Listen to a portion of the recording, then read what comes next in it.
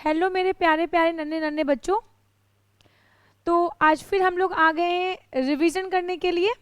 हम लोग रिवीजन कर रहे थे लीगल एप्टीट्यूड का, और लीगल एप्टीट्यूड में हम लोग इंडियन कॉन्ट्रैक्ट एक्ट का रिवीजन कर रहे थे, जिसमें हम लोगों ने 2 लेक्चर्स कर लिए थे। आज ये हम लोगों की 3rd क्लास है। आज हम लोग रिवीजन करेंगे आगे के कॉन्सेप्ट्स में। ओके, तो आज की क्लास में क्या पढ़ना है हमें? आज की क्लास में हम लोग पढ़ने जा रहे हैं कंसिडरेशन टॉपिक को। ओके मैम, आई होप कि आप लोगों ने वो दोनों वीडियोस देख ली होंगी और आप लोगों को कोई डाउट्स नहीं आए होंगे। अगर आपको कोई डाउट्स आते हैं तो आप मेरे को पूछ भी सकते हो डायरेक्टली मेरे नंबर पे कॉल करके। और मेरा नंबर है, प्रभात पाठक क्लासेस को गूगल पे सर्च कर लेना, वहाँ पे मेरा नंबर आपको मिल जाएगा। ठीक है? Okay ma'am. ओके, तो अब हम लोग नया टॉपिक पढ़ने के लिए जा रहे हैं जो कि है कंसिडरेशन। ओके मैम, कंसिडरेशन को डिफाइन किया गया सेक्शन 2 क्लॉज डी में। ठीक है? अच्छा, ये है क्या कंसिडरेशन? देखो, हम लोगों ने जब कॉन्ट्रैक्ट का कॉन्सेप्ट पढ़ा था तो कॉन्ट्रैक्ट को बनाते समय हम लोगों ने कहा था कि हमारे पास क्या होना चाहिए? एग्रीमेंट होना चाहिए, और हमारे पास उस एग्रीमेंट में इन्फोर्सिबिलिटी होनी चाहिए। एग्रीमेंट को बनाने के लिए मुझे 2 चीज़ें चाहिए। एक चाहिए हमारे पास ऑफर, और दूसरा चाहिए हमारे पास एक्सेप्टेंस। और जब ये दोनों का सम अप होता है तब जाके एग्रीमेंट बनता है। अच्छा, जब ऑफर और एक्सेप्टेंस का सम अप होता है, जब ऑफर और एक्सेप्टेंस मिलते हैं आपस में, तो फिर एग्रीमेंट बनाते हैं। लेकिन एग्रीमेंट से ठीक पहले प्रॉमिस बनते हैं और सेट ऑफ प्रॉमिस बनते हैं। सेट ऑफ प्रॉमिस में जब कंसीडरेशन आता है तब जाके ये एग्रीमेंट बनते हैं। मैंने आप लोगों को सिखाया था ना सेक्शन 2 ई में, मैंने कहा था कि एग्रीमेंट की डेफिनेशन क्या लिखी हुई है? एग्रीमेंट की डेफिनेशन लिखी हुई है कि प्रॉमिस और set of promise forming consideration for each other is called an agreement. Okay, तो एग्रीमेंट को बनाने के लिए मेरे को कंसिडरेशन का होना जरूरी है। ये देखो, सेक्शन 2E में जब हमें कॉन्ट्रैक्ट को फॉर्म करना है, कॉन्ट्रैक्ट को फॉर्म करने से पहले मुझे एग्रीमेंट को फॉर्म करना होता है। और एग्रीमेंट कैसे बनेगा? जब प्रॉमिस मिलेंगे और जब वो सेट ऑफ प्रॉमिस बनेंगे, और जब उन सेट ऑफ प्रॉमिस में कंसिडरेशन आएगा, जब उन सेट ऑफ प्रॉमिस में क्या आएगा? कंसिडरेशन आएगा, तब जाके हमारे पास एग्रीमेंट बनेंगे। ठीक है? तो कंसीडरेशन हमारे लिए बहुत ज़्यादा ज़रूरी है। अगर कंसीडरेशन नहीं तो एग्रीमेंट नहीं, और अगर एग्रीमेंट नहीं तो कॉन्ट्रैक्ट नहीं। अच्छा, आपको एक बात और बता दूं, इंडियन कॉन्ट्रैक्ट एक्ट में 2D के रिगार्डिंग एक जनरल प्रिंसिपल है। क्या है मैम वो? जनरल लॉ कहता है कि no consideration no contract. General rule क्या कहता है? No consideration no contract. अगर एक कॉन्ट्रैक्ट में कंसिडरेशन नहीं होता है तो वो कॉन्ट्रैक्ट बन ही नहीं सकता है। मतलब मैम, अगर किसी एग्रीमेंट में कंसिडरेशन ना हो तो फिर वो कॉन्ट्रैक्ट नहीं बनेगा? नहीं, वो कॉन्ट्रैक्ट नहीं बनेगा। इसीलिए किसी भी कॉन्ट्रैक्ट को फॉर्म करने के लिए मेरे को कंसिडरेशन का होना जरूरी है। अगर कंसिडरेशन मिसिंग होगा तो कभी भी वो कॉन्ट्रैक्ट को फॉर्म ही नहीं करेंगे। तो इसका मतलब ये, मैम ये तो कॉन्ट्रैक्ट की जान है। हाँ हाँ, ये कॉन्ट्रैक्ट की जान है। अगर कॉन्ट्रैक्ट में कंसिडरेशन नहीं तो फिर कॉन्ट्रैक्ट नहीं, अगर कॉन्ट्रैक्ट में कंसिडरेशन नहीं तो कॉन्ट्रैक्ट नहीं। आई बात समझ में? अच्छा, तो आज की क्लास में हम लोग सीखेंगे कि what is the meaning of contract. ये कॉन्ट्रैक्ट क्या होते हैं, हम ये सीखेंगे। अच्छा, सॉरी, आज की क्लास में हम लोग सीखेंगे what is the meaning of consideration. ये कंसिडरेशन क्या है, और फिर हम लोग सीखेंगे, सबसे पहले तो हम लोग सीखेंगे आज की क्लास में कि what is the meaning of consideration. फिर हम लोग सीखेंगे लॉफुल कंसिडरेशन। क्योंकि हमने ना देखो, हमने जब ऑफर सीखा तो खाली ऑफर थोड़ा ना सीखा। हमने जब एक्सेप्टेंस सीखा तो खाली हम लोगों ने एक्सेप्टेंस थोड़ा ना सीखी, हम लोगों ने वैलिड ऑफर और वैलिड एक्सेप्टेंस सीखी। ठीक वैसे ही हम लोग सिर्फ कंसिडरेशन नहीं सीखेंगे, हम लोग सीखेंगे कि वैलिड कंसिडरेशन क्या होता है, एक लॉफुल कंसिडरेशन क्या होता है। ठीक है? तो चलिए फिर स्टार्ट करते हैं हम लोग कंसिडरेशन का टॉपिक। ओके, अगर मैं बात करूँ तो कंसिडरेशन की बात करूँ तो कंसिडरेशन एक लैटिन शब्द क्विड प्रो क्यू से आया है। कंसिडरेशन एक लैटिन शब्द क्विड प्रो क्यू से आया है जिसका मतलब होता है समथिंग इन रिटर्न। कंसिडरेशन एक Latin word quid pro Q से आया है जिसका मतलब होता है समथिंग इन रिटर्न। ठीक है,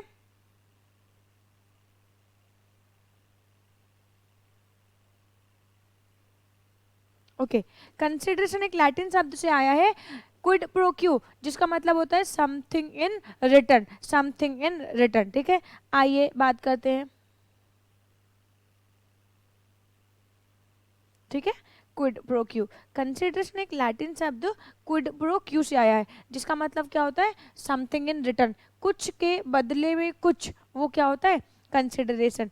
फॉर एग्जाम्पल, मैं आपको पढ़ा रही हूँ और आप मुझे मेरी फ़ी पे कर रहे हो, तो मेरा आपको पढ़ाना आपके लिए मेरा कंसिडरेशन और आपका मुझे फ़ी पे करना ये आपका आपका कंसिडरेशन मेरे लिए। मिस्टर एक्स ने, लास्ट क्लास का एग्जाम्पल लेते हैं, मिस्टर एक्स ने मिस्टर वाई से पूछा कि mister Y will you purchase my car for ₹5 lakh. Mister Y said yes I will purchase your car. तो इसका मतलब ये है मिस्टर एक्स अपनी कार बेचेंगे मिस्टर वाई को और मिस्टर वाई उन्हें देंगे 5 लाख रुपीज़। तो मिस्टर एक्स का कंसिडरेशन वाई को कार का बेचना और मिस्टर वाई का कंसिडरेशन 5 लाख रुपीज़। आई बात समझ में? तो इसका मतलब ये है कि कंसिडरेशन का मतलब होता है समथिंग इन रिटर्न। एक किसी भी पर्सन से हमें कोई कॉन्ट्रैक्ट करना है तो कुछ हम उसके लिए करेंगे, कुछ वो हमारे लिए करेगा। ठीक है मैम, देखिएगा ध्यान से। Consideration is one of the essential elements of a valid contract. Okay, essential element, किसी भी वैलिड कॉन्ट्रैक्ट को फॉर्म करना है तो ये इसेंशियल इंग्रेडिएंट है। इसेंशियल का मतलब है अगर ये नहीं तो कॉन्ट्रैक्ट नहीं, अगर ये नहीं तो कॉन्ट्रैक्ट नहीं, अगर ये नहीं तो कॉन्ट्रैक्ट नहीं। ठीक है, the requirement of consideration stems from the policy of extending the arm of the law to the enforcement of mutual promise. Okay, consideration क्या है, कैसे है, ये डिपेंड करता है पार्टीज के आपस में कॉन्ट्रैक्चुअल रिलेशनशिप पे। ठीक है, यहाँ पे देखो एक लॉ में एक लाइन लिखी हुई है, a mere promise is not enforceable at law. A mere promise is not enforceable at law. For example, मैंने आपको प्रॉमिस किया कि मैं आपको यहाँ पे रिवीजन कराऊंगी। मान लो किसी रीज़न की वजह से मैं एक दिन नहीं आ पाई रिवीजन कराने के लिए, तो क्या आप मुझे इन्फोर्स कर सकते हो? आप मुझे इन्फोर्स नहीं कर सकते हो। लेकिन अगर आपने अपनी फ़ी पे कर रखी है और मेरे और आपके बीच में कॉन्ट्रैक्ट हो रखा है, तो क्या आप मुझे सू कर सकते हो? यस ऑफ कोर्स आप मुझे सू कर सकते हो, है ना। तो a mere promise is not enforceable. Law में अगर मैंने किसी से कोई प्रॉमिस कर दिया तो वो प्रॉमिस लॉ में इन्फोर्सेबल नहीं होगा। प्रॉमिस तब इन्फोर्सेबल होगा जब इस प्रॉमिस में कंसिडरेशन होगा। प्रॉमिस तब लॉ में इन्फोर्सेबल होता है जब उस प्रॉमिस में कंसिडरेशन होता है। अगर कंसिडरेशन नहीं तो फिर प्रॉमिस नहीं, और प्रॉमिस नहीं तो कॉन्ट्रैक्ट नहीं। ठीक है, for example, if A promises to make a gift of ₹500 to B and subsequently changes his mind, B cannot succeed against A। अगर A ने B को प्रॉमिस किया कि मैं तुम्हें 500 रुपीज़ ना गिफ्ट के तौर पे दूंगा, बाद में A का मूड बदल गया, तो फिर ये केस में क्या B A को सू कर सकता है? नो, क्यों नहीं कर सकता है? A आपको 500 रुपीज़ दे रहा है, बट कॉन्ट्रैक्ट को फॉर्म करने के लिए आपको भी तो उसे कुछ करना पड़ेगा। ठीक है, वैसे मैं आपको एक बात और बता दूं, गिफ्ट, अभी आप आगे पढ़ोगे ना, ये एग्जाम्पल मुझे अच्छा ही नहीं लग रहा है, मुझे आपके इंस्टीट्यूट से ये शिकायत है, ये एग्जाम्पल सही नहीं है। देखो, जो गिफ्ट होते हैं, गिफ्ट बेटा कंसिडरेशन के एक्सेप्शंस बन जाते हैं। गिफ्ट जो होते हैं वो कंसिडरेशन के एक्सेप्शंस बनते हैं। अभी मैं आपको इसके एक्सेप्शंस भी पढ़ाऊंगी, तो वहाँ पे गिफ्ट क्या होता है, इसका एक्सेप्शन बन जाता है। ठीक है, खैर आइए देखते हैं कि कंसिडरेशन है क्या। It is only when a promise is made for something in return from the promise that such promise can be enforced by the law। आई बात समझ में? तो अगर एक प्रॉमिस के लिए दूसरा प्रॉमिस होता है और दोनों ही प्रॉमिस एक दूसरे के लिए कंसिडरेशन को फॉर्म करते हैं, तो ऐसे प्रॉमिस क्या होते हैं, लॉ में इन्फोर्सेबल होते हैं। ठीक है, ध्यान रखेंगे ना आप लोग ये बात को। अच्छा, अब अगर मैं बात करूँ तो कंसिडरेशन का मतलब तो मैम समझ में आ गया, समथिंग इन रिटर्न। अगर मैं बात करूँ तो हम आते हैं कंसिडरेशन की डेफिनेशन पे डायरेक्ट। ये क्या चीज़ लिखी हुई है, ये मैं आपको डेफिनेशन में ही सिखा दूंगी। ठीक है, मुझे अलग से इसको सिखाने की ज़रूरत नहीं है। आइए देखते हैं। तो मैंने आप लोगों को बताया कि कंसिडरेशन को डिफाइन किया गया है सेक्शन 2 क्लॉज डी में। कंसिडरेशन को डिफाइन किया गया है सेक्शन 2 क्लॉज डी में, और क्या कहा गया, when at the desire of the promiser, promisee or any other person has done, block में करो, has done or abstained from doing, does और एब्सटेन फ्रॉम डूइंग। रुको, मैं काम की बातें ब्लॉक में करती हूँ, है ना, मैं काम की बातें ब्लॉक में करती हूँ। ये काम की बातें ब्लॉक में इसलिए आप भी मेरे साथ ब्लॉक में करेंगे क्योंकि यहाँ पे एक कॉन्सेप्ट छुपा हुआ है, ठीक है, देखेंगे ध्यान से। ओके, एनी कहते हैं when at the desire of the promisor, तो डिजायर ऑफ द प्रोमिसर ये एक खास बात होगी, अभी मैं सिखाऊंगी कि क्या है ये। 2D की अभी तो सिर्फ डेफिनेशन पढ़ा रही हूँ और फिर डेफिनेशन को ब्रेक करूंगी और ब्रेक करके कंसीडरेशन के इसेंशियल इंग्रेडिएंट्स बनाऊंगी, ठीक है। तो when at the desire of the promisor, promisee or any other person has done or abstained from doing, does or abstain from doing, promises to do or abstain from doing something, such act or abstinence or promise is called consideration। अब मेरी बात को सुनना ध्यान से, कहते हैं when at the desire of the promiser, यानी कि किसी भी कॉन्ट्रैक्ट में, जब दो व्यक्तियों के बीच में कॉन्ट्रैक्ट होता है तो जो कंसिडरेशन है वो कौन तय करता है, प्रोमिसर तय करता है। जो कंसिडरेशन होता है वो कौन तय करता है, प्रोमिसर। तो कंसिडरेशन का जो मूवमेंट होगा वो किसके कहने पे होगा, हमेशा हमेशा हमेशा प्रोमिसर के कहने पे होगा। तो when at the desire of the promisor, promisee or any other person, promisee or any other person has done, ये कौन सा टेंस है, ये कौन सा टेंस है, पास्ट, हैज डन। और abstain from doing something, does कौन सा टेंस है, प्रेजेंट, ठीक है। डज और एब्सटेन फ्रॉम डूइंग और प्रोमिसेस टू डू और abstain from doing something, promises to do, ठीक है, ठीक है। तो इसका मतलब ये है कि यहाँ पे पास्ट, प्रेजेंट और फ्यूचर तीनों की बात कही गई। कहा गया कंसिडरेशन का मतलब when at the desire of the promisor, जब प्रोमिसर प्रोमिसी को कहे कि आपको मेरे लिए ये करना है और प्रोमिसी वो करने के लिए तैयार हो जाए और तब प्रॉमिस बन जाए, तो वो प्रॉमिस क्या कहलाता है, कॉन्ट्रैक्ट को फॉर्म करेगा। बट जो करने की बात कहें उसमें वो क्या कहलाएगा, कंसिडरेशन कहलाएगा। तो when at the desire of the promisor, promisee or any other person has done और एब्सटेन फ्रॉम डूइंग, डज और एब्सटेन फ्रॉम डूइंग, या प्रोमिसेस टू डू और abstain from doing something is, देखिएगा, सच एक्ट, एब्सटेनेंट और promise is called consideration. मतलब किसी व्यक्ति का किसी के लिए कुछ करना, एक्ट, कुछ ना करना, एब्सटेनेंस, एक्ट कुछ करना, एक्ट कुछ ना करना, एब्सटेनेंस। आई बात समझ में? अच्छा, तो यहाँ पे कहा गया जब एक पर्सन किसी दूसरे पर्सन के लिए किसी काम को, किसी एक्ट को करने के लिए कहता है या किसी एक्ट को ना करने के लिए कहता है, तो कुछ करना और कुछ ना करना दोनों ही क्या कहलाते हैं, कंसिडरेशन कहलाते हैं, ठीक है। और जो हमारे कंसिडरेशन होते हैं वो पास्ट भी हो सकते हैं, प्रेजेंट भी हो सकते हैं और फ्यूचर भी हो सकते हैं। एक ज्ञान की बात बताऊं क्या मैं तुम्हारे को? हाँ जी मैम, आपको पता है हमारा जो इंडियन कॉन्ट्रैक्ट एक्ट है ना, ये ब्रिटिश लॉ की कट कॉपी पेस्ट है, ये ब्रिटिश लॉ की कट कॉपी पेस्ट है।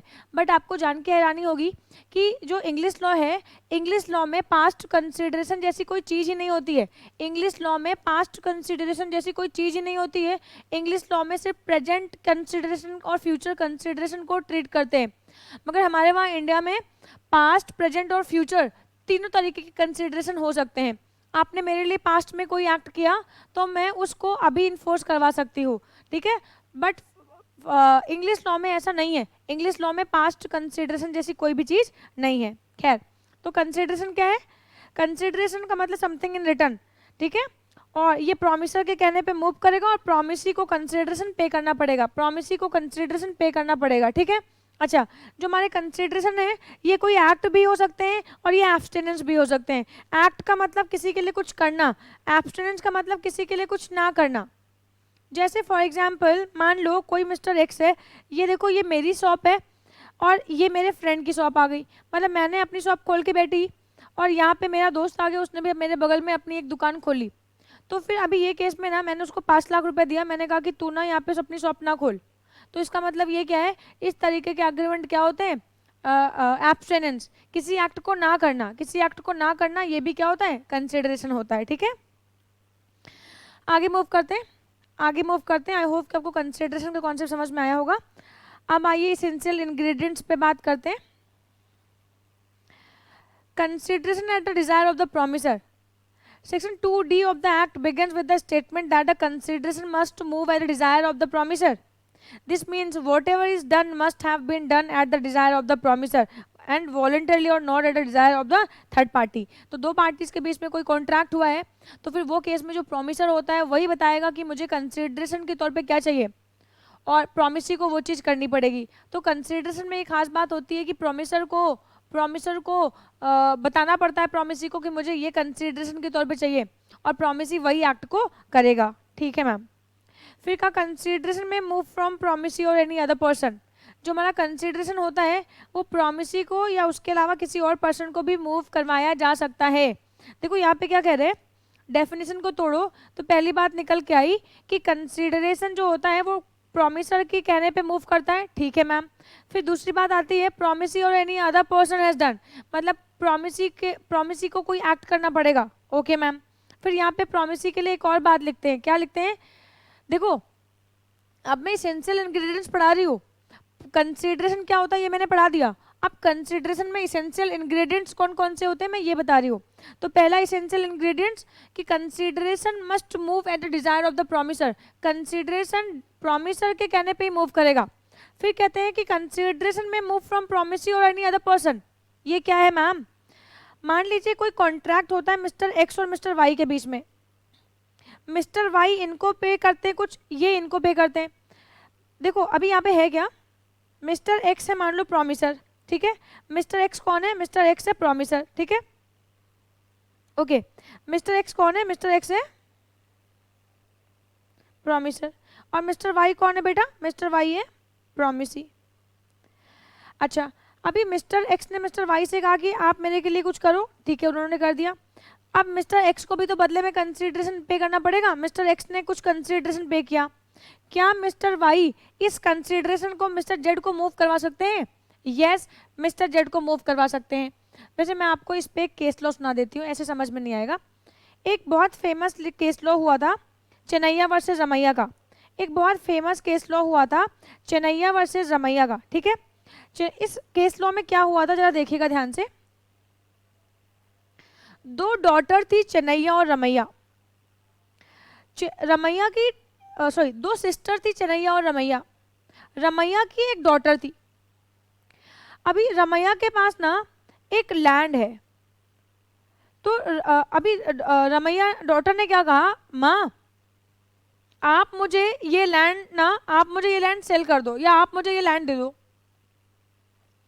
रमैया ने कहा कि देखो बेटा मेरी एक सिस्टर है, हमने इसको रेंट पे दिया हुआ है, इससे एक रेंट आ रहा है, वो रेंट से हम दोनों का खर्चा चलता है. तो ऐसा एक काम करो, मैं आपको ये लैंड गिफ्ट कर दूंगी, बट क्योंकि मेरी तो अब उम्र हो गई है, 2-4 दिन की मेहमान मैं और हूँ. मेरे जाने के बाद अभी देखो ये हुई प्रोमिसर, डी हुई प्रोमिसर और आर हुई प्रोमिसी. डॉटर ने अपनी माँ से कहा कि माँ आपके पास ये जो लैंड है आप इस लैंड का क्या करेंगी, आप मुझे ये लैंड गिफ्ट कर दीजिए. माँ ने कहा कि ठीक है. रमैया ने कहा ठीक है मैं आपको ये लैंड दे दूंगी, कोई दिक्कत की बात नहीं है, बट तुम्हें प्रॉमिस करना होगा कि तुम सर्टेन सम ऑफ मनी मेरी सिस्टर चेन्नैया को पे करोगी जब तक वो जीवित रहेगी. डॉटर ने कहा ठीक है, आपके बाद मैं आपकी सिस्टर को एक सर्टेन सम ऑफ मनी पे कर दूंगी. अच्छा मेरी बात को ध्यान से सुनना, मैं कहना क्या चाहती हूँ. रमैया ने इसको लैंड दिया, अगर कोई बेनिफिट इसको देने थे तो रमैया को देती, लेकिन रमैया ने अपना कंसिडरेशन डॉटर से ना लेके, अब खुद ना लेके, रमैया ने अपने कंसिडरेशन को मूव करवा दिया अपनी सिस्टर के पास. क्या रमैया ये कर सकती है? यस, रमैया ये कर सकती है. तो रमैया है प्रोमिसी, वो चाहे तो कंसिडरेशन को एक्सेप्ट करे और वो चाहे तो इस कंसिडरेशन को मूव करवा दे किसी और पर्सन को. तो कंसिडरेशन का ये एसेंशियल इंग्रेडिएंट है कि जो हमारा कंसिडरेशन है, ठीक है, वो कंसिडरेशन प्रोमिसर के कहने पे मूव करेगा और वो कंसिडरेशन जो है वो प्रोमिसी और यानी अदर पर्सन तक हम मूव करवा सकते हैं. ठीक है, देखिएगा ध्यान से. तो consideration must move at the desire of the promisor and consideration may move from promisee or any other person. अगर प्रोमिसी चाहे कि वो कंसिडरेशन एक्सेप्ट कर रही है तो वो एक्सेप्ट कर ले, अगर वो चाहती है कि मैं ना एक्सेप्ट करके मैं किसी और को मूव करवा दूं, तो कंसिडरेशन में ऐसा हो सकता है कि कॉन्ट्रैक्ट किसी और ने किया हो और उसके बेनिफिट कोई और ले। ठीक है, ध्यान रखिएगा, ये देखिएगा ध्यान से। इन English law consideration must move from the promisee so that a stranger to the consideration cannot sue on the contract।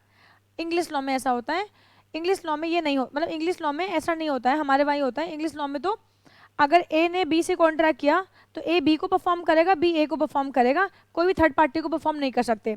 But हमारे वहाँ लॉ में क्या है, हमारे वहाँ लॉ में है ए और बी के बीच में कॉन्ट्रैक्ट हुआ, ए बी को परफॉर्म कर सकता है, बी ए को परफॉर्म कर सकता है, बी चाहे तो इस परफॉर्मेंस को सी को भी मूव करवा सकता है। आई बात समझ में? तो in English law consideration must move at the desire of the consideration must move from the promisee so that stranger to the contract can not sue the contract. आपको बताऊंगी इस लाइन का मतलब क्या है। हमारे वहाँ पे एक कॉन्सेप्ट है doctrine of privity of contract, वो मैं आपको बाद में बताऊंगी, तो इस लाइन को और अच्छे से समझाऊंगी। यहाँ पे देखिएगा, in Indian law consideration may move from promisee or any other person so that a stranger to the consideration may maintain a suit। In Chinnaya versus Ramayya, देखो मैंने भी आपको चेन्नैया वर्सेस रमैया केस सुनाया था। A lady by deed of gift made over certain property to her daughter, directing का मतलब यहाँ पे ऑर्डर से, directing her to pay an annuity to the donor's brothers as had been done by the donor herself before she gifted the property। On the same day, her daughter executed in writing in favor of the donor's brother agreeing to pay the annuity। बेटा यहाँ पे Chennaiah versus Ramaiah का concept है, ठीक है, यहाँ पे sister थे, यहाँ पे ब्रदर नहीं था। agreeing to pay the annuity afterwards the donee declaimed to fulfill the promise to pay her uncle saying that no consideration had moved from him। अब ये केस क्या था, मैं पूरा ये केस सुनाती हूँ आपको। यहाँ पे देखिएगा, अभी तक तो मैंने आपको सिर्फ ये बताया कि ऐसा हो सकता है, ये पूरा केस क्या था सुनिएगा ध्यान से, ये पूरा केस क्या था सुनिएगा ध्यान से, फिर मैं आपको रीड कराऊंगी तो आपको अच्छे समझ में आ जाएगा। देखिएगा, एक है चेन्नैया, एक है रमैया, ठीक है, और रमैया की एक डॉटर थी। रमैया ने अपनी डॉटर को एक लैंड गिफ्ट कर दिया, बट ये जो लैंड थी ना, ये लैंड को रेंट पे दिया था इसने, और रेंट पे इसका जो रेंटल इनकम आता था उन दोनों उससे रमैया और चेन्नैया इन दोनों का खर्चा चलता था। डॉटर ने कहा कि मॉम आप ये लैंड हमें गिफ्ट कर दो। मॉम ने कहा ठीक है, लेकिन मॉम ने कहा कि डॉटर देखो ऐसा है कि ये रेंट ही इस रेंट से ही हम दोनों का खर्चा चलता है, तो अगर मैं आपको ये लैंड गिफ्ट कर दूंगी तो आपको एक सर्टेन सम ऑफ मनी मेरी सिस्टर चेन्नैया को पे करना होगा। अगर आप ये प्रॉमिस करते हो तो फिर हम आपको ये लैंड गिफ्ट कर देंगे। डॉटर ने कहा कि ओके मॉम नो प्रॉब्लम, मैं इसमें कोई दिक्कत की बात नहीं, मैं एक सर्टेन सम ऑफ मनी अपनी आंटी को पे कर दूंगी। कॉन्ट्रैक्ट हो गया। थोड़े दिन के बाद रमैया मर जाती है। जब रमैया मर जाती है तो ये केस में डॉटर ना चेन्नैया को पैसे देने से मना कर देती है, तो ये केस में ये जो डॉटर है पैसे देने से मना कर देती है, तो चेन्नैया कोर्ट जाती है, और कोर्ट जाके ये कहती है कि इसने एक कॉन्ट्रैक्ट किया था मेरी सिस्टर के साथ, और उस कॉन्ट्रैक्ट में इसने प्रॉमिस किया था कि सर्टेन सम ऑफ मनी मुझे एनुटी पे करेगी, बट ये मुझे कोई भी एनुटी अब पे नहीं कर रही है। मेरी सिस्टर की डेथ हो गई है और अब ये कह रही है कि मैं आपको कोई भी पैसे नहीं दूंगी। डॉटर ने कहा कि जज साहब आप ही बताओ, एक कॉन्सेप्ट है हमारे वहाँ पे नो कंसिडरेशन नो कॉन्ट्रैक्ट, और इन्होंने मैं तो इन्हें certain sum of money as annuity pay कर रही थी, इन्होंने कंसिडरेशन के तौर पे कुछ भी नहीं दिया, तो मेरे और इनके बीच में कॉन्ट्रैक्ट नहीं है वैलिड, और इस बेसिस पे ये मुझे सू नहीं कर सकती और मैं इनको वो एनुटी देने के लिए लाइबल नहीं हूँ। जज साहब ने कहा इनकी सिस्टर के साथ तुम्हारा कॉन्ट्रैक्ट हुआ था और आपने अपनी मम्मा को इनकी सिस्टर को प्रॉमिस किया था कि मैं सर्टेन सम ऑफ मनी दूंगी इनको, तो इसका मतलब रमैया ने अपने कंसिडरेशन को मूव करवाया था चेन्नैया को। और यस, इंडियन लॉ में ऐसा हो सकता है, कंसिडरेशन मूव कर सकता है प्रॉमिसी से किसी अदर पर्सन को, तो यस ऑफ कोर्स तुम लाइबल हो इस पर्टिकुलर एनुटी के लिए और तुम्हें ये पे करना पड़ेगा। ठीक है, तो ये केस हुआ था यहाँ पे। ओके, तो द कोर्ट, अब देखो हेल्ड का मतलब जजमेंट आया, however held that uncle could sue even though no part of the consideration received by his niece moved from him, the consideration from her mother was sufficient consideration. आई बात समझ में? तो पहला इसेंशियल कंसिडरेशन का मतलब क्या होता है? Something in return. पहला इसेंशियल एलिमेंट क्या है? Consideration must move at the desire of the promisor. दूसरा क्या है? कंसिडरेशन में move from promisee or any other person. Okay, मैं ये कॉन्सेप्ट आपको बाद में समझाऊंगी, ये मैं बाद में समझाऊंगी आपको, ठीक है? अब बात करते हैं काइंड्स ऑफ कंसिडरेशन। कंसिडरेशन कितने टाइप्स के हो सकते हैं? 3 टाइप्स के। एक हमारे पास होता है कौन सा? एक हमारे पास होता है एग्जीक्यूटरी कंसिडरेशन, और एक होता है हमारे पास एग्जीक्यूटेड कंसिडरेशन, ठीक है? एग्जीक्यूटरी, एग्जीक्यूटेड, ठीक है? और पास्ट। आइए देखते हैं बेटा, एग्जीक्यूटरी का मतलब क्या होता है? एग्जीक्यूटरी का मतलब होता है फ्यूचर कंसिडरेशन। ऐसे कॉन्ट्रैक्ट जो फ्यूचर में परफॉर्म किए जाते हैं उनको हम लोग बोलते हैं एग्जीक्यूटरी कॉन्ट्रैक्ट। ऐसे कॉन्ट्रैक्ट जो फ्यूचर में परफॉर्म किए जाएंगे, ऐसे कॉन्ट्रैक्ट को हम लोग बोलते हैं एग्जीक्यूटरी कॉन्ट्रैक्ट। और एग्जीक्यूटेड का मतलब होता है जो राइट नाउ परफॉर्म कर दिए गए हैं, अभी तुरंत की तुरंत राइट नाउ हम परफॉर्म कर रहे हैं, तो ये हो जाएंगे एग्जीक्यूटेड। और पास्ट का मतलब हो गया जो पास्ट में परफॉर्म किए गए हैं, तो वो हो जाएंगे हमारे पास पास्ट, ठीक है? आइए देखिए, एग्जीक्यूटरी और future means that it make the form of promise to be performed in the future. मतलब एक पार्टी दूसरी पार्टी को फ्यूचर में कुछ परफॉर्म करने की बात करता है, तो इनको हम लोग बोलते हैं एग्जीक्यूटरी कॉन्ट्रैक्ट, या हम इनको एग्जीक्यूटरी कंसिडरेशन बोलते हैं। जैसे an engagement to marry someone, मतलब एंगेजमेंट कर लिया, शादी फ्यूचर में करेंगे, तो ये क्या है? ये एक एग्जीक्यूटरी कॉन्ट्रैक्ट है, ठीक है? एग्जीक्यूटेड का मतलब क्या होता है? कोई भी ऐसा एक्ट जहाँ पे अभी एक पार्टी ने तुरंत दोनों पार्टीज ने एक दूसरे से तुरंत की तुरंत परफॉर्मेंस दी है। जैसे कि फॉर एग्जांपल, मैं कोई शॉप पे जाती हूँ और मैं कुछ गुड्स को बाय करती हूँ, तो मैंने गुड्स लिया और मैंने उसको पेमेंट कर दिया, तो सामने वाली पार्टी ने मुझे गुड्स दिए और मैंने उसको पेमेंट कर दिया, तो ये एग्जीक्यूटेड कॉन्ट्रैक्ट। पास्ट का मतलब क्या हो गया? किसी ने मेरे लिए कोई एक्ट किया है पास्ट में, लेकिन मैं उसे क्या करूँगी? अभी नहीं परफॉर्म करूँगी, बाद में परफॉर्म करूँगी, तो ये हो जाएंगे हमारे पास पास्ट। तो कंसिडरेशन को हम 3 पार्ट्स में कैटेगराइज करते हैं, पास्ट, प्रेजेंट और फ्यूचर। अब आइए, अगर मुझे एक वैलिड कंसिडरेशन को फॉर्म करना है, तो एक वैलिड कंसिडरेशन को फॉर्म करने के लिए इसेंशियल इंग्रेडिएंट्स है। मैम जो ऊपर 2 इसेंशियल इंग्रेडिएंट्स पढ़े वो भी इसेंशियल है, वो तो डेफिनेशन से तोड़ के हमने बनाए थे, और ये देखो लॉ ने कुछ एक्स्ट्रा पॉइंट्स और रख रखे हैं। अगर मुझे कभी भी एक वैलिड कंसिडरेशन को फॉर्म करना है, तो उस कंसिडरेशन में हमारे पास ये इसेंशियल इंग्रेडिएंट्स होने चाहिए, और अगर ये इसेंशियल इंग्रेडिएंट्स होंगे तो हम वैलिड कॉन्ट्रैक्ट को फॉर्म करेंगे, ठीक है? आइए देखिए क्या कह रहे हैं। पहला क्या कह रहे हैं? Every simple contract must be supported by valuable consideration. जितने भी कॉन्ट्रैक्ट को हम फॉर्म करेंगे, सभी के सभी कॉन्ट्रैक्ट में क्या होंगे? कंसिडरेशन जरूर होंगे। अगर कंसिडरेशन नहीं होगा तो क्या होगा? तो कॉन्ट्रैक्ट ही फॉर्म नहीं होगा।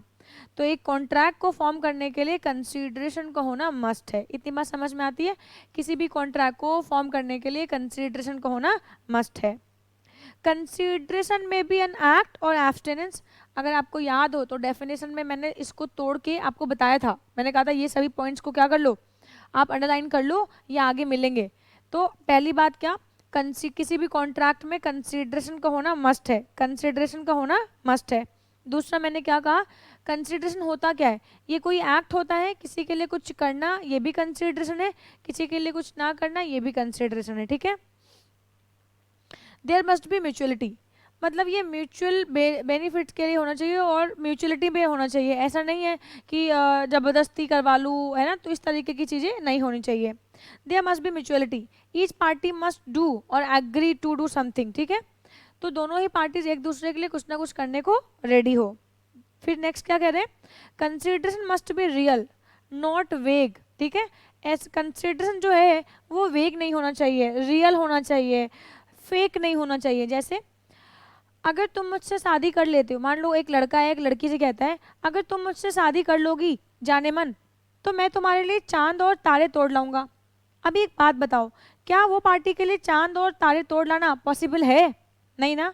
एक पार्टी के लिए लड़की तो शादी कर लेगी, लेकिन क्या तुम अपना प्रॉमिस परफॉर्म कर पाओगे? नहीं। तो ये प्रॉमिस कौन सा हो गया? ये वेग हो गया। जैसे अभी मैं ना, तुम मुझे अगर 5 लाख रुपीस दो तो मैं तुम्हें अभी जादू दिखाऊंगा और यहाँ एक खूबसूरत सी लड़की आ जाएगी, आसमान से परी आ जाएगी। क्या ऐसा हो सकता है? क्या आसमान से परी यहाँ पे आ सकती है? क्या नहीं आ सकती है। तो हमारा जो कंसिडरेशन है वो वेग नहीं होना चाहिए, ठीक है? एक और एग्जाम्पल लेते हैं। मान लो फॉर एग्जाम्पल एक कोई पर्सन है, मिस्टर एक्स, वो मर गए हैं। वाई कहता है एक्स मेरा बहुत अच्छा दोस्त था, मैं इसके बगैर नहीं रह पाऊंगा, सर्वाइव नहीं कर पाऊंगा। मैंने कहा कि ठीक है, तुम मुझे 5 लाख रुपए दो, मैं इसे जिंदा कर दूंगा। क्या ऐसा हो सकता है कि मैं उस आदमी को जिंदा कर सकती हूँ? एक बार जो आदमी मर चुका है, क्या हम उसे जीवित कर सकते हैं? नो नो, कतई नहीं कर सकते। तो ये क्या है? ये अनरियल कंसिडरेशन है। मतलब किसी के लिए कुछ ऐसा करना जो होता ही नहीं है, हो ही नहीं सकता है, तो ऐसे कंसिडरेशन नहीं होने चाहिए, ठीक है। Although consideration must have some value. देखो एक चीज यहाँ पे लॉ में एक बड़ी अच्छी चीज है। यहाँ पे कहते हैं, अगर मैं इंडियन कॉन्ट्रैक्ट की बात करूँ तो इंडियन कॉन्ट्रैक्ट में कहते हैं कि consideration need not be adequate. Consideration का होना जरूरी है, किसी भी कॉन्ट्रैक्ट में कंसीडरेशन का होना जरूरी है, बट कंसीडरेशन का सफिशिएंट होना जरूरी नहीं है। यहाँ पे कहते हैं consideration need not be adequate. Adequate है या नहीं उससे कोई मतलब नहीं है। फॉर एग्जाम्पल अगर मैं बात करूँ तो मेरे पास मेरा फ़ोन है, और अगर मैं बात करूँ तो मैंने ये फ़ोन को परचेज़ किया है, मान लो फॉर एग्जाम्पल 50,000 में कर लिया, ठीक है। ये फ़ोन को मैंने 50,000 रुपीज़ में परचेज़ किया, ठीक है। अभी ये फ़ोन को मैंने 50,000 में परचेज़ किया और मेरे को किसी को ये फ़ोन को 2,000 में बेचना है। क्या मैं ये फ़ोन को 2,000 में बेच सकती हूँ? क्या मैं ये फ़ोन को 2,000 में बेच सकती हूँ? क्या मैं ये फ़ोन को 2,000 में बेच सकती हूँ? मेरी चॉइस है, मेरा फ़ोन है, मेरी मर्जी है, मेरा मन है, बेचूँ तो बेचूँ, मैं 2,000 में बेच दूँ, मैं 1 रुपये में बेच दूँ, ये मेरी चॉइस है। मैं इस फ़ोन को 5 लाख में बेच दूँ, ये मेरा टैलेंट है। ये मेरा टैलेंट है कि 1 लाख की चीज़ को, 1.5 लाख की चीज़ को मैं 5 लाख में बेच दूँ, ये मेरा टैलेंट है। मैंने 50,000 के फ़ोन को 5,000 में बेचना है, 2,000 में बेचना है, तो ये मेरी चॉइस है। आप इसके लिए मुझे बाउंड नहीं कर सकते हो। आई बात समझ में? तो यहाँ पे लॉ कहता है कि consideration need not be adequate.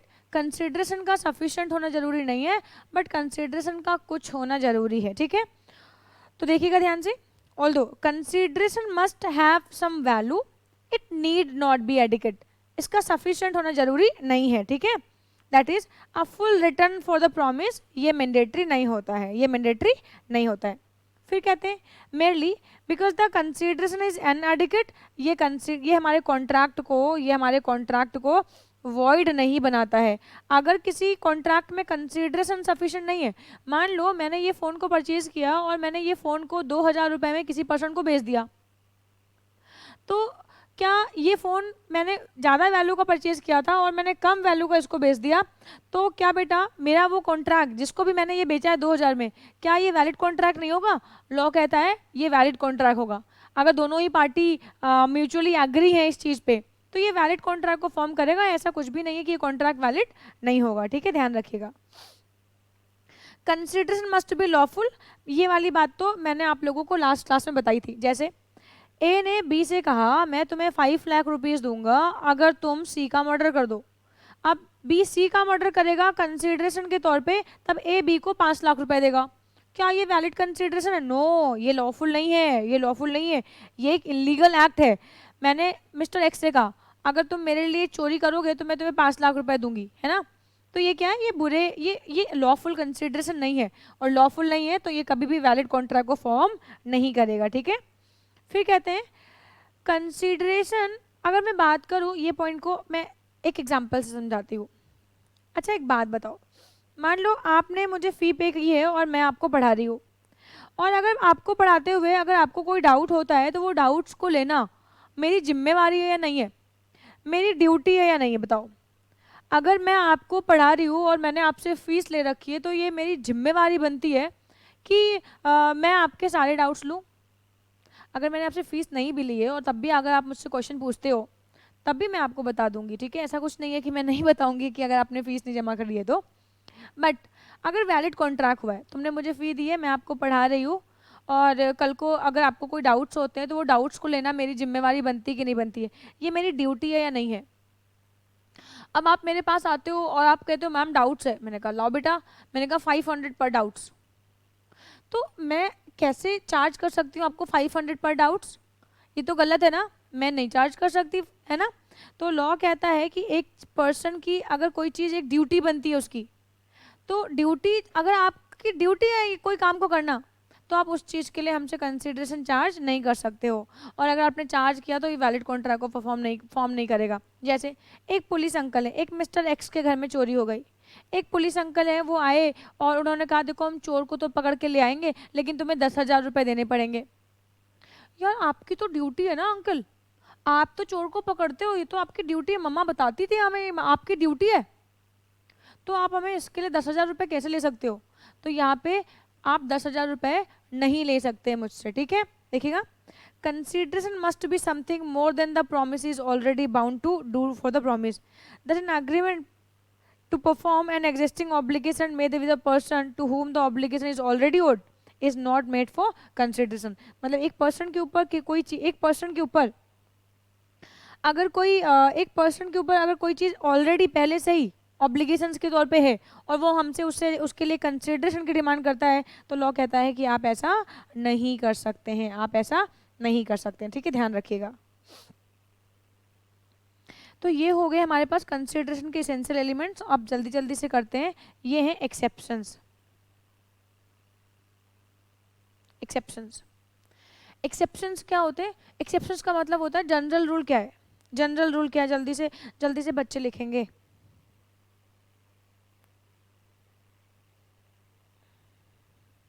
No consideration, no contract, ये हमारा क्या है?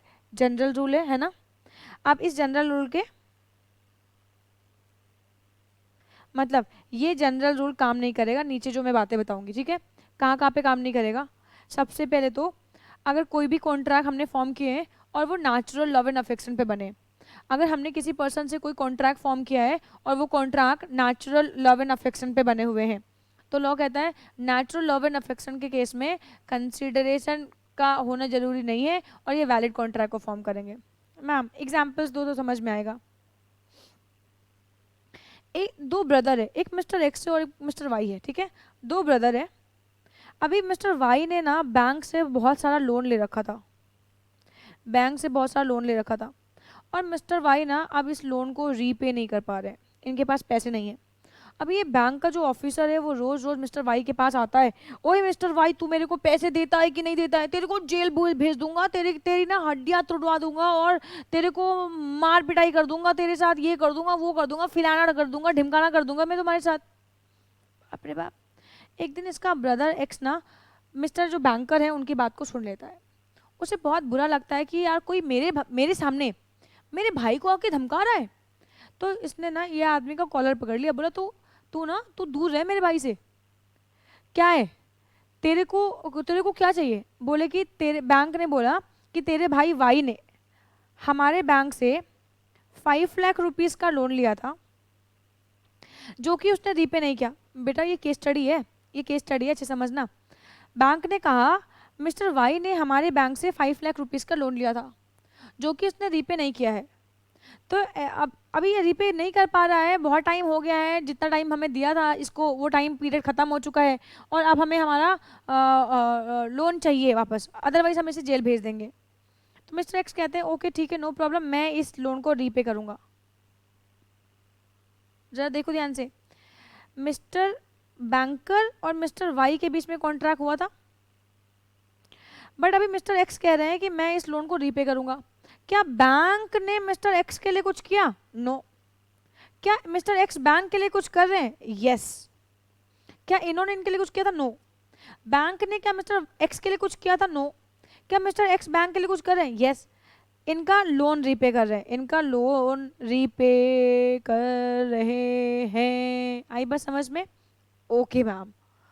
तो ये केस में क्या ये वैलिड कॉन्ट्रैक्ट होगा? यस। लॉ कहता है कि अगर ये कॉन्ट्रैक्ट को फॉर्म किया गया है नेचुरल लव एंड अफेक्शन के बेसिस पे, क्या एक भाई ने अपने भाई के मोहब्बत में आके प्यार में आके क्या इस कॉन्ट्रैक्ट को किया है? यस। क्या ये कॉन्ट्रैक्ट रिटर्न में, क्या ये कॉन्ट्रैक्ट रजिस्टर्ड है, क्या पार्टी नियर रिलेशन में है? अगर ये 4 कंडीशंस कंप्लाई होते हैं, कौन कौन से 4 कंडीशंस?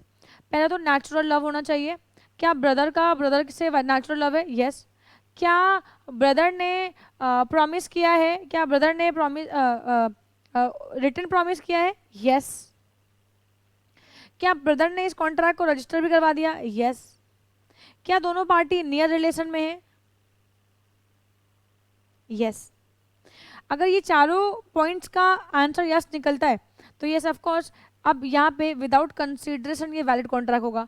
देखो वैलिड कॉन्ट्रैक्ट को करने के लिए मिस्टर बैंकर का एक्स के लिए कुछ करना मांगता है और एक्स का बैंकर के लिए कुछ करना मांगता है, लेकिन यहाँ पे मिस्टर बैंकर ने वाई को लोन दिया था और उस लोन को रीपे कौन कर रहा है, मिस्टर एक्स, और जबकि मिस्टर एक्स के लिए बैंक ने कुछ भी नहीं किया है। लॉ कहता है कोई दिक्कत की बात नहीं, नेचुरल लव है, रिटर्न में है, रजिस्टर्ड है, पार्टीज पास पास रह रहे हैं, लड़ाई झगड़े तो नहीं हो रहे, नहीं, वैलिड कॉन्ट्रैक्ट।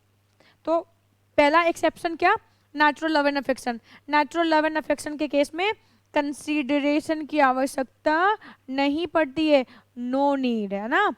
फिर आगे बात करते हैं past voluntary services. Past voluntary services no consideration, no consideration. किसी पर्सन का वॉलेट, बेटा एक दिन ऐसा ट्रू, ये एक सत्य घटना पे आधारित है।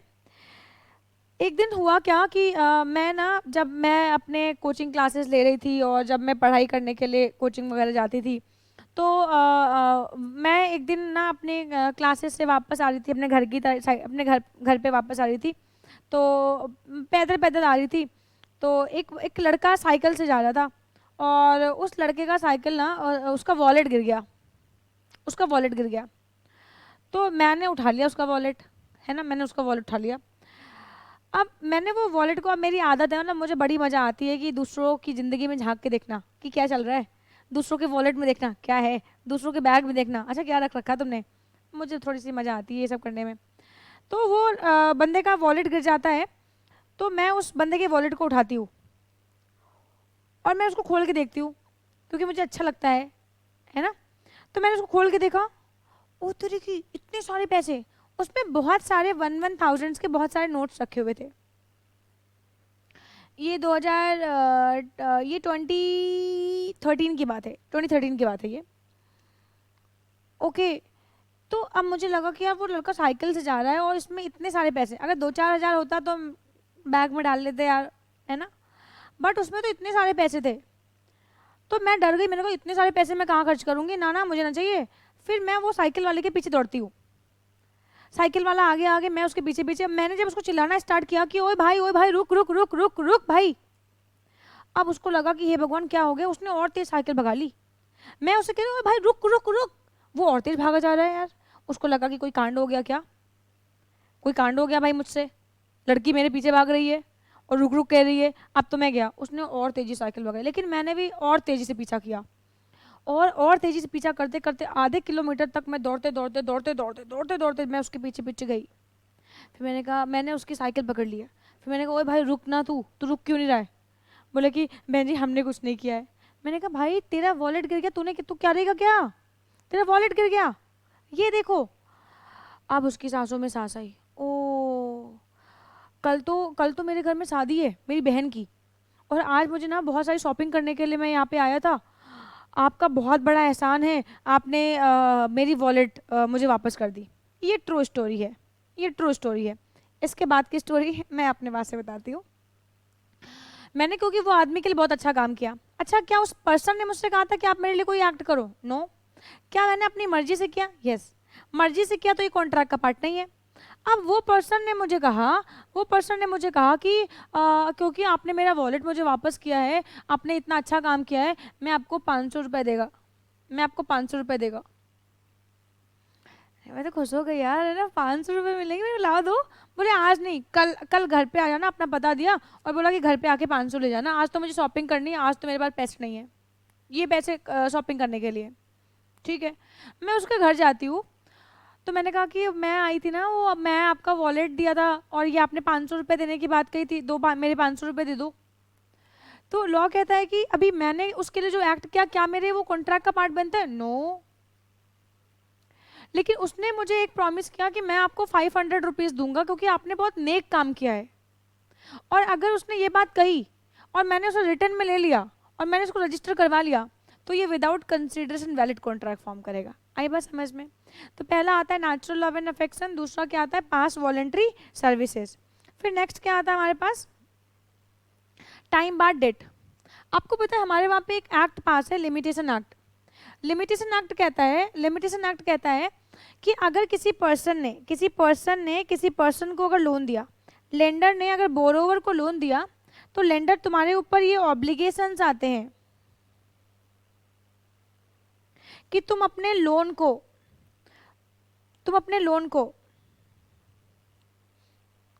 विद इन 3 ईयर रिकवर कर लो। अगर 3 ईयर के बियॉन्ड हो गया ना, तो जो कॉन्ट्रैक्ट एल और बी के बीच में हुआ है ये कॉन्ट्रैक्ट ही खत्म हो जाएगा।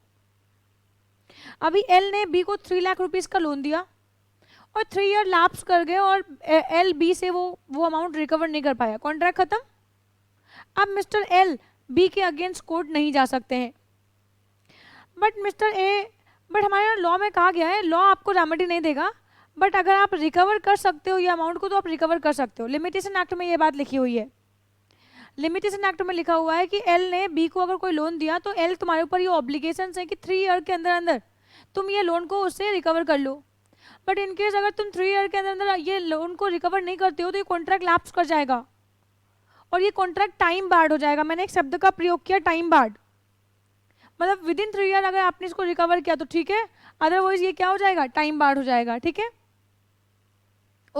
Okay ma'am.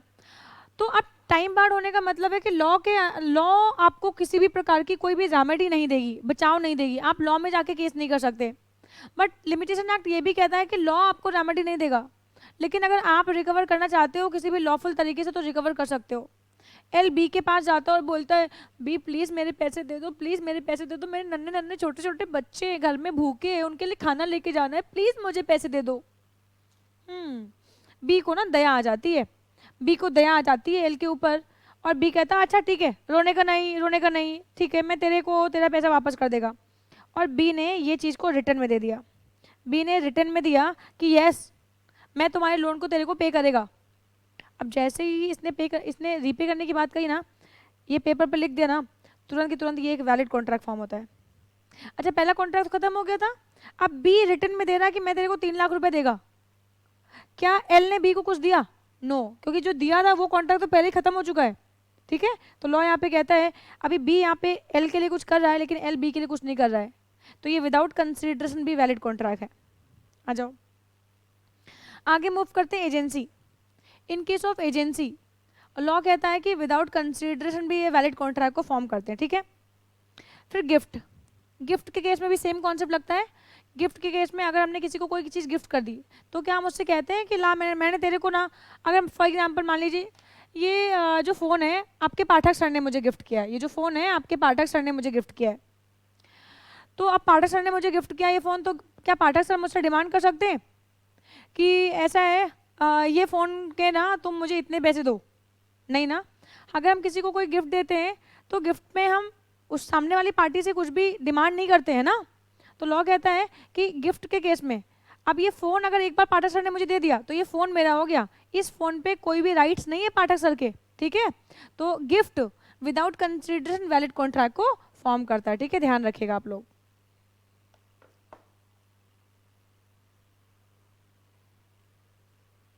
आगे मूव करते हैं हम लोग।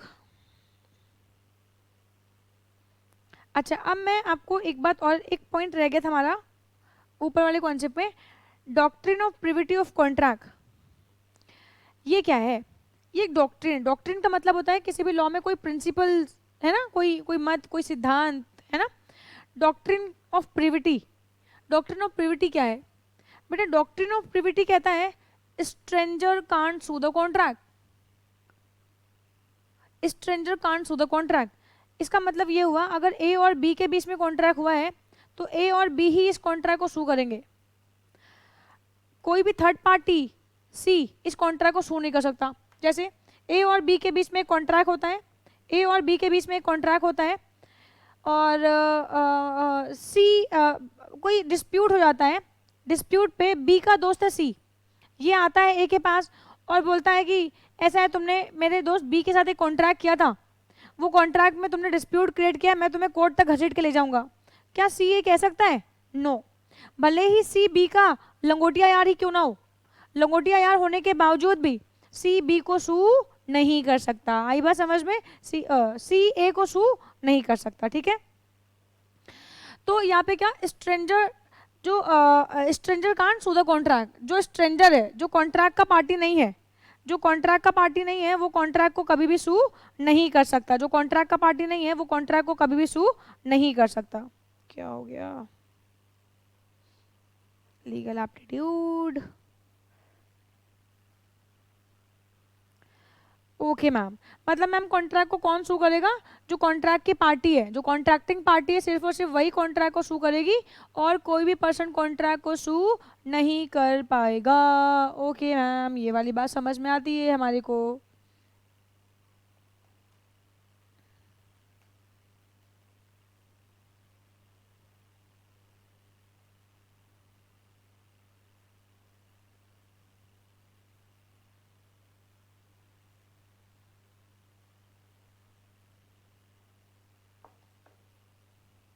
आ जाओ, देखिएगा ध्यान से क्या कह रहे हैं।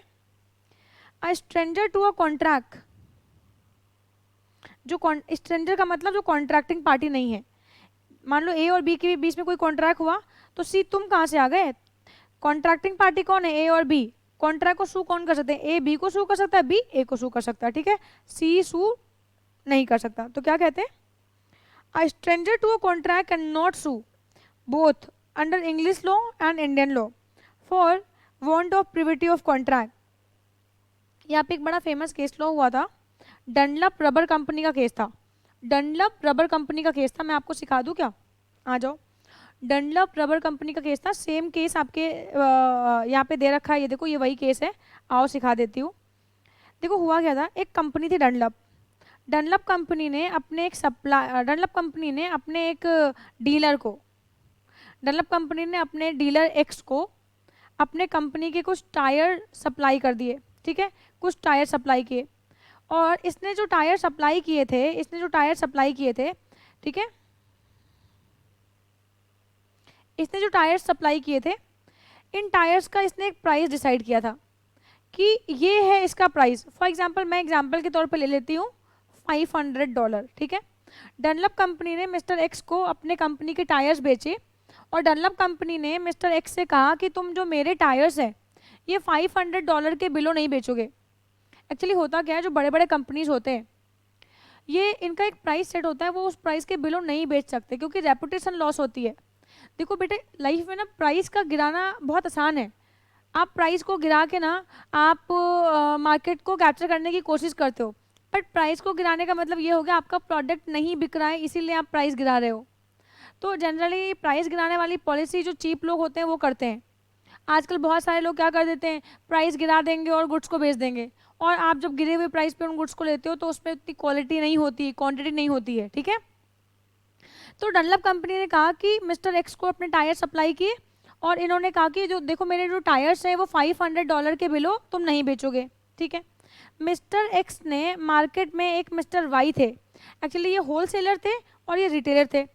मिस्टर एक्स ने वो टायर्स सप्लाई कर दिए मिस्टर वाई को, और इन्होंने मिस्टर वाई से कहा कि देखो मिस्टर वाई, मुझे ऐसे ऑर्डर्स आए हैं, डनलप कंपनी ने कहा है कि $500 के बिलो तुम इन टायर्स को नहीं बेचोगे, तो ऐसा मत करना, इन टायर्स को इस प्राइस के बिलो मत बेचना।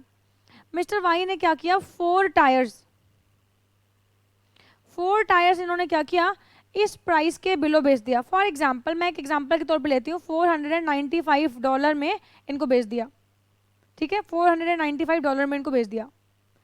तो क्या इस केस में मिस्टर डनलप क्या वाई को सू कर सकते हैं? लॉ कहता है no. Doctrine of privity of contract work करता है, doctrine of privity of contract work करता है, और ये कहता है stranger can't sue the contract. Mister Y का कॉन्ट्रैक्ट किससे हुआ था? मिस्टर वाई का कॉन्ट्रैक्ट हुआ था मिस्टर एक्स से, तो मिस्टर वाई को सू कौन कर सकता है? Mister Y. क्या मिस्टर वाई का कॉन्ट्रैक्ट मिस्टर डी से हुआ था? नो, तो ये सू नहीं कर सकते। आई बात समझ में? ठीक है, सेम एग्जाम्पल लिखा हुआ है। ओके मैम, तो ये हो गया हमारा doctrine of privity of contract का कॉन्सेप्ट। अब चलो मैं एक कॉन्सेप्ट आपको आज की क्लास में और बता देती हूँ, ठीक है। कहाँ पे बताऊँ? जहाँ पे जगह खाली हो वहाँ पे बताऊँगी। चलो मैं नया पेज खोल लेती हूँ ना। थोड़ा सा ये कॉन्सेप्ट में बच्चों को काफ़ी कन्फ्यूजन होती है, बहुत सारे बच्चे कन्फ्यूज रहते हैं, तो फिर मैं आप लोगों को ये कॉन्सेप्ट को थोड़ा सा यहाँ पे देखिएगा, मैं दो टर्मिनोलॉजी यूज कर रही हूँ, एक यूज कर रही हूँ वॉइड एग्रीमेंट, एक यूज कर रही हूँ इलीगल एग्रीमेंट। देखो वॉइड का मतलब क्या होता है, मैं पहले इसको तोड़ूंगी, है ना। वॉइड का मतलब क्या होता है, नॉट इन्फोर्सेबल बाय लॉ, और एग्रीमेंट का मतलब क्या होता है, ऑफर प्लस एक्सेप्टेंस। चलो इलीगल का मतलब क्या होता है,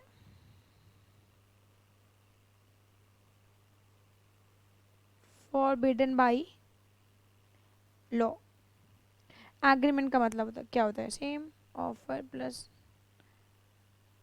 एक्सेप्टेंस। ठीक है, अब मेरी बात को सुनना ध्यान से।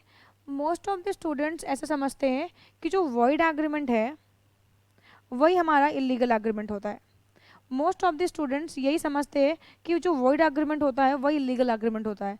बट क्या ऐसा होता है कि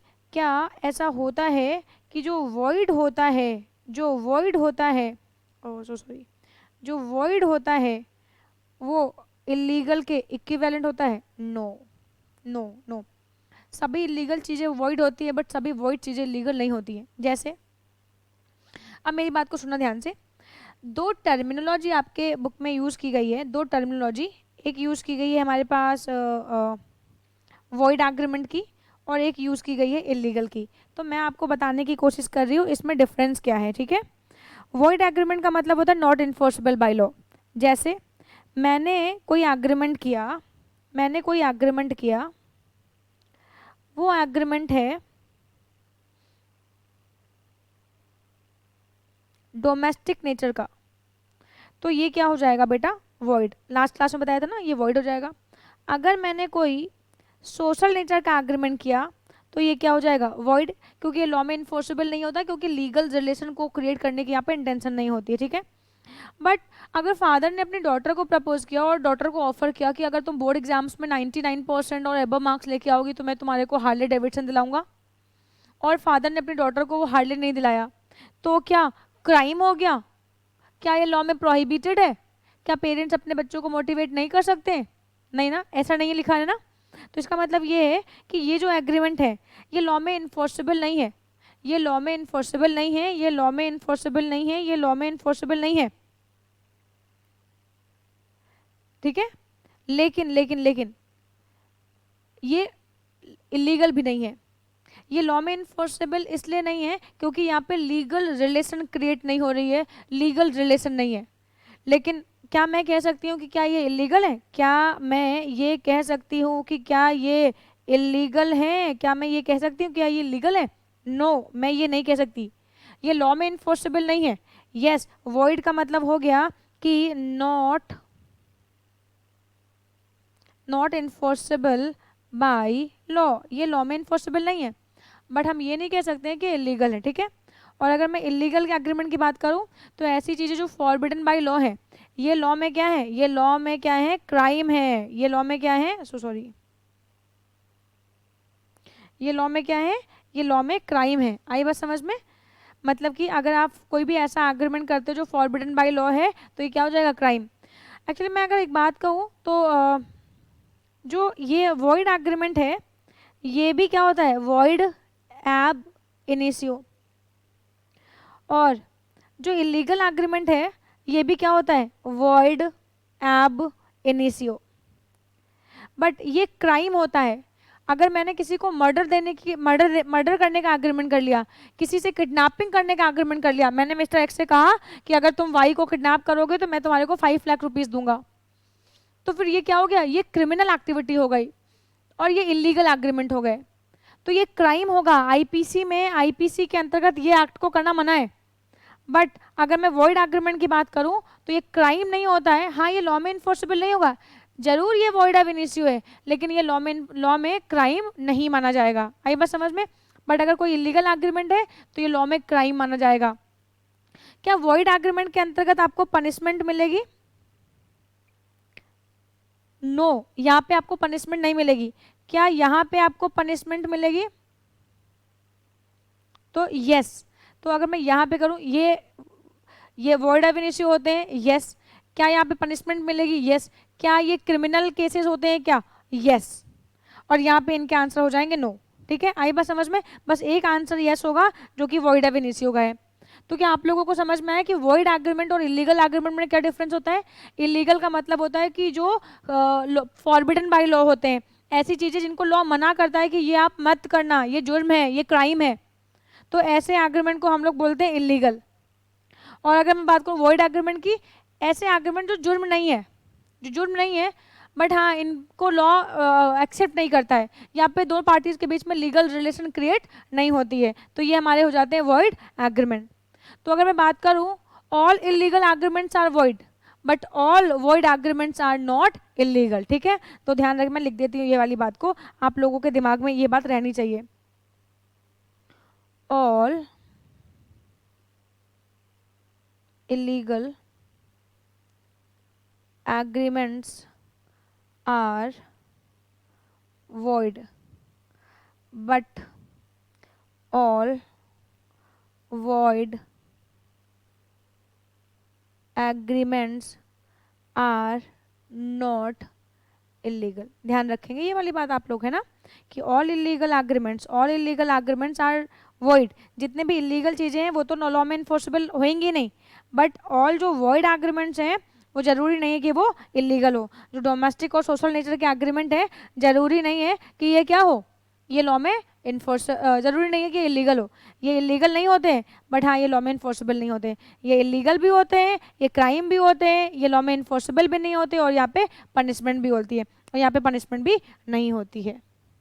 आई होप कि आपको ये वाली बातें समझ में आई होंगी। ठीक है, तो हम लोगों ने इंडियन कॉन्ट्रैक्ट में अभी तक कितनी बातें कवर कर ली कि what is the meaning of contract, valid contract क्या होता है, फिर हमने सीखा ऑफर क्या होता है, फिर हमने सीखा एक्सेप्टेंस क्या होता है, फिर हमने सीखा कंसिडरेशन क्या होता है, और हमने यहाँ पे आज एक डॉक्ट्रिन भी सीख ली, doctrine of privity of contract. ठीक है, तो अभी जो नेक्स्ट बातें हैं वो हम लोग अगली क्लास में करेंगे, बाकी बातें हम लोग अगली क्लास में करेंगे। जब आप इसे पढ़ोगे तो आपको कॉन्सेप्ट समझ में आ जाएंगे। ठीक है, मैंने फटाफट बता दिया क्योंकि एग्जाम के टाइम पे आपको इतना रीड करने का टाइम नहीं मिलेगा। ठीक है, तो जो जैसे जैसे मैंने बताया है वैसे वैसे ही आपको काम करना है, जैसे जैसे मैंने बताया है वैसे वैसे आपको काम करना है। मेरे कॉन्सेप्ट्स को बस जल्दी जल्दी से आपको पढ़ते जाना है, पढ़ते जाना है, पढ़ते जाना है बस। ठीक है, चलो, तो ये वाले वीडियो को, ये कॉन्सेप्ट्स को मैं कवर करूँगी नेक्स्ट वीडियो में, आगे के कॉन्सेप्ट्स को मैं कवर करूँगी नेक्स्ट वीडियो में। ठीक है, चलो फिर ये ख़त्म करो और नेक्स्ट वीडियो पे मूव करो। ठीक है,